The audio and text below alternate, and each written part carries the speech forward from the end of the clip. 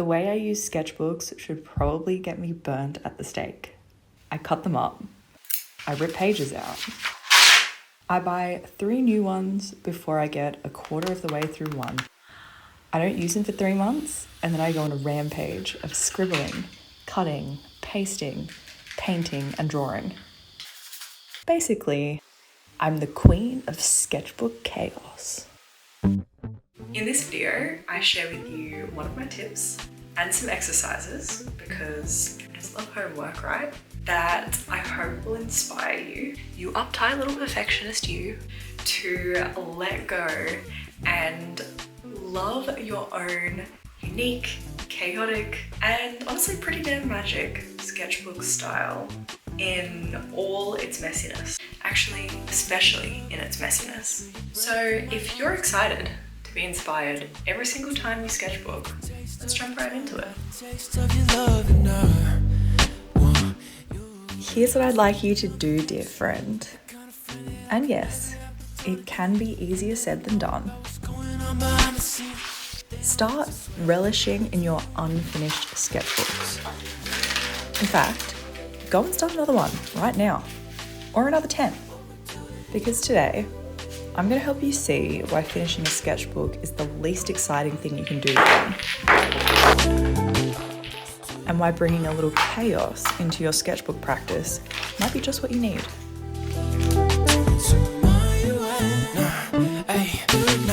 Don't need details, think I'll leave it at that. Yeah, but no, I keep replaying moments and scenes in my head. I was just gonna stick down this old drawing from my old sketchbook over the top of this page, but I've just had what I think is a better idea. Let me show you. So this is obviously a skull over here, but it's transferred sort of this ghost image of that onto this page just from the book being closed.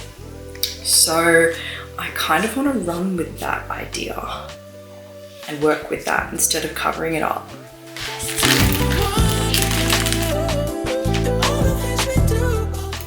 So, okay. First, let me preface with some compliments where compliments are due. To my people who complete sketchbooks from start to finish and don't even dare glance at the sketchbook section of the art store until that process is complete, then that is actually amazing. Well done, but I can't relate. If you've got a habit of starting a sketchbook, loving it for a little while, creating some pieces in it that you don't really like, then dreading to even open it, but feeling like you have to because you have to finish it to be a proper artist. So instead of feeling inspired to make art, you just feel this heavy feeling of dread whenever you sit down. And then you feel guilty about that feeling of dread and question if you even like art at all, because isn't it supposed to be fun? Then all I have to say to you is, welcome to Sketchbooks Anonymous. The first step is admitting we have a problem. Oh, I feel you big time. So that's why I feel so confident in being your cheerleader. I want to give you another option to that pressure you feel to finish a sketchbook. Right now, start 3 more. Use a crappy lined notebook with terrible crinkly paper. Cut things out of your old ones and collage them into your new one. Create a beautiful, monstrous sketchbook art journal hybrid. Why? Because this is the opposite of being so damn precious and uptight. It teaches you to let go and to not put so much pressure on any individual page in your sketchbooks. Because you know that even your worst pages, or even your ugly thumbnails, or, the notes and writing that you do in your ugly sketchbook can be redeemed if you want them to be. There's nothing you do in any of your sketchbooks that you can't layer on, cut out, add to, remove, and totally transform into something new. So I realized that so far in this video, I've been sticking stuff into my sketchbooks that is kind of nice looking. Do you know what I mean? Like, you know, it's like little paintings, drawings, stuff like that. Like, it's fine stuff. But I thought I would show you that, like, you can also do this process with like your thumbnail sketches, with like stuff from your ugly sketchbooks. So this is why I want to say, like, this is like my whole point, is like, you really don't have to hold back when you're creating in any of your sketchbooks, because nothing that you make in them is unredeemable. I mean, it's really good to learn to just like sit with the bad stuff you make and just look at it and have it there and fine. But if you want to, you can get as creative as you want with it. So I guess a lot of people would call like my sketchbooks more like, I guess, they're sort of art journal sketchbook hybrids, I suppose. But that's what you can do. So, you know, I've ripped out some old thumbnail sketches from this sketchbook, which is the ugliest damn ugly sketchbook that you'll ever find. But it still has an important place until I've sort of ripped out everything from there that I want, and until I've like used up all of the pages, because there's still a few left. So when I want to do ugly thumbnails and stuff like that, I can use that book. Until I've used it up, I've got it there. But when I've ripped everything out of it and I've used all the pages and I don't want anything left that's in it, I can throw it out, because I'll have removed anything that I think might have value in the future. So like any thumbnails that could be, you know, really rough and really not very nice in that sketchbook, I can hopefully repurpose in one of my other books. And so I'll still have them, I'll still have the reference of them, I'll still have these ideas, they won't be in the trash, but they will hopefully like make me happier to look at. And yeah, so I'm gonna use some of those things as well, just to show you that like, you can really, that like if you are down on your art or what you make in your sketchbooks, you can really kind of make anything look good. It's all just about layers and not being precious, and just have fun. I know it can be stressful, but I'm ordering you to have fun. And you never have more fun than when someone makes you have fun. So, where am I gonna put these? See, I don't even know. It's interesting how this sketchbook actually, this art journal sketch, I'm just gonna call it a sketchbook. I know in a previous video, I think I've referred to it as an art journal, I don't know. But sketchbook, whatever. It's interesting how I've got like quite a bit of like sort of red in these pages, which is not usually my go-to color. So that's interesting to me.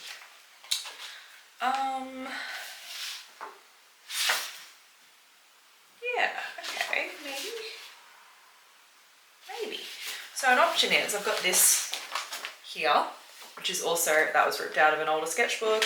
That was a painting I did for Inktober in like 2019 maybe. But I could cut these out and sort of lay them on this page. That is an option.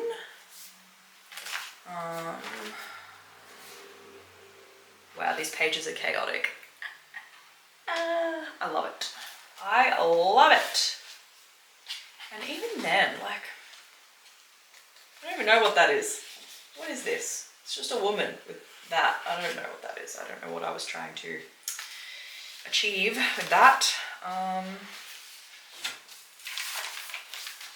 What did I do? Where else? Oh, that's interesting. So I've got this, I'm not going to show you my very angsty journaling entry on this page. I've got this little eye sketch here, so I could always put that, cut that out and stick that there. It'll be interesting. Actually, no, I will show you this. You're far enough away that I think I can show you this. You're not going to see the writing. This was a page from Sketchbook, and I had this girl sketched on there. It's this really nice watercolor paper, and so I wrote on it. I actually wrote on it like in pencil, I think first. No, I didn't. Okay, scratch that. But I painted with like watercolor or ink, and then I've written on it in white gel pen, and like I love how that looks. That was really, really fun. It's a shame I can't show you any closer because this, we're not sharing that. So I guess that is the one downside of having this kind of art journal slash journal slash sketchbook style of book is that some pages you just like won't really be able to share. I guess you could censor stuff. I could cover up some of the text, but like, have we gotten a bit too obsessed with sharing every single part of our art practice? Have I? At different periods of time? Yeah, so maybe it's good to have things that are just for us. So, chuck it there. That's got some, it's got something happening, some cohesion with that eye. I'm gonna move it up a bit so I can see the other eye a little bit better. With the eye below. So, why not? Something that was like really ugly by itself is now another element on this page. Yeah, okay. I'm gonna, this one, going to just rip the bottom. Let's just give it a bit of something, something. And I'm going to glue this down here. So even though I'm working in my sketchbook, right? But I'm not, sometimes you don't necessarily feel like drawing or painting or whatever. So having these kind of sketchbooks is really fun because you're using old drawings and paintings, but you're collaging and kind of putting things together in new ways. And sometimes you don't have the energy to draw or paint. And sometimes you just want to cut stuff up, stick stuff in. I don't know, it just brings out the 5-year-old in me who just loved playing with sharp scissors.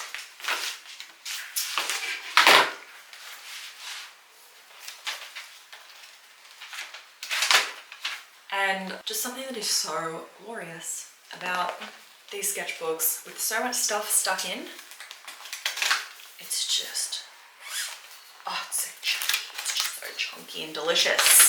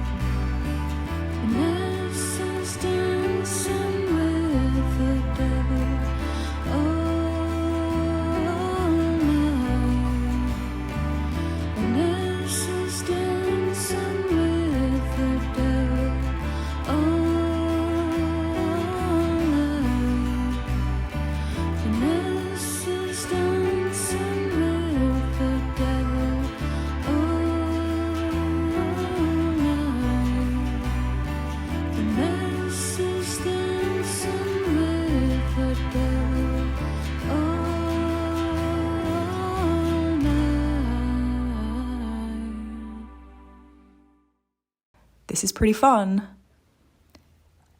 There are no rules. There's just no rules. This is art. Why are we making rules for ourselves? I think in this age of social media perfection, we forget that being an artist is about being a chaotic little gremlin that doesn't follow rules and does what they want. There's such an obsession with, finding your art style as well, that I think we've all gotten into habits that actually hinder us from doing just that. Because our art style comes from embracing our unique temperament, following our whims, exploration, and not imposing rules on ourselves at all.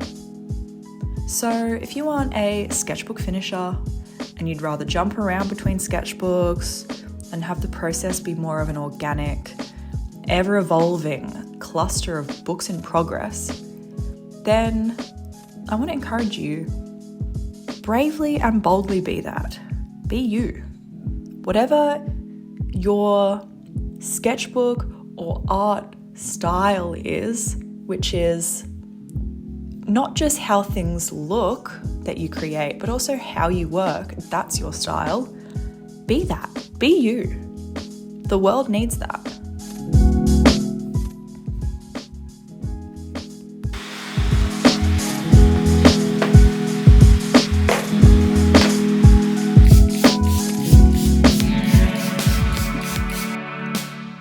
Time doesn't exist.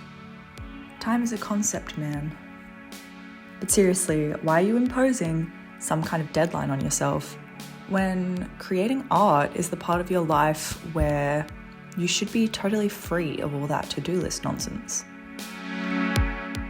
I'd like to encourage you to actually see that taking longer to work through a sketchbook and coming back to it over a period of weeks, months, or even years adds layers of depth to it that you really couldn't create any other way.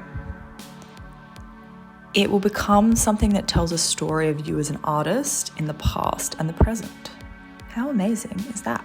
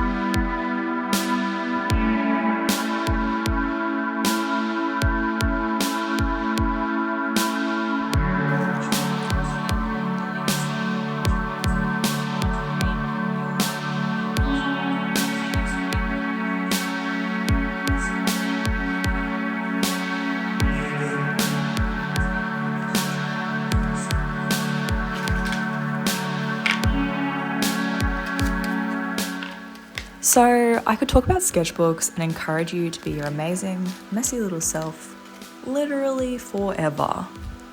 So if you'd like more videos like this about sketchbook stuff and encouragement and my tips and advice from my own crazy little sketchbook process, then let me know in the comments.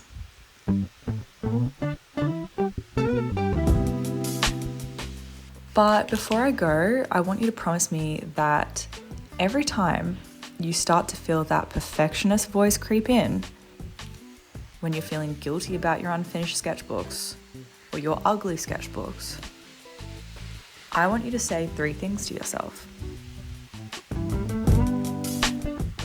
I do what I want. Breath in my lungs to you.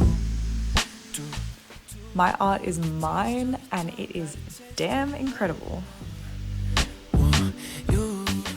I love how I create.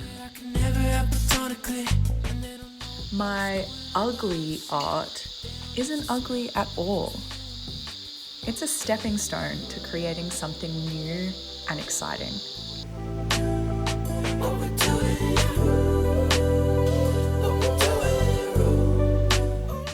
Thanks so much for keeping me company while I worked in a few of my many, very unfinished, very chaotic sketchbooks. And I'll see you on the next video. Okay, bye. Nah, don't need details, think I'll leave it at that. Yeah, but no, I keep replaying moments and scenes in my head. Yeah, I'm waking up tired, but you're next to me in the bed. We're not even getting no rest. No, we ain't got time for that. And we ain't got patience. Clothes on the floor, room is messy, won't pick it up, I'm too lazy. Okay, so do you remember that shot from the start where I blow dust and cobwebs off my sketchbooks? Yeah, that one. Well, to harvest that, I had to pay a visit to my least favourite part of the garden, the murder shed. It's so full of spiders and cobwebs and so scary to be in. The things I do for you guys.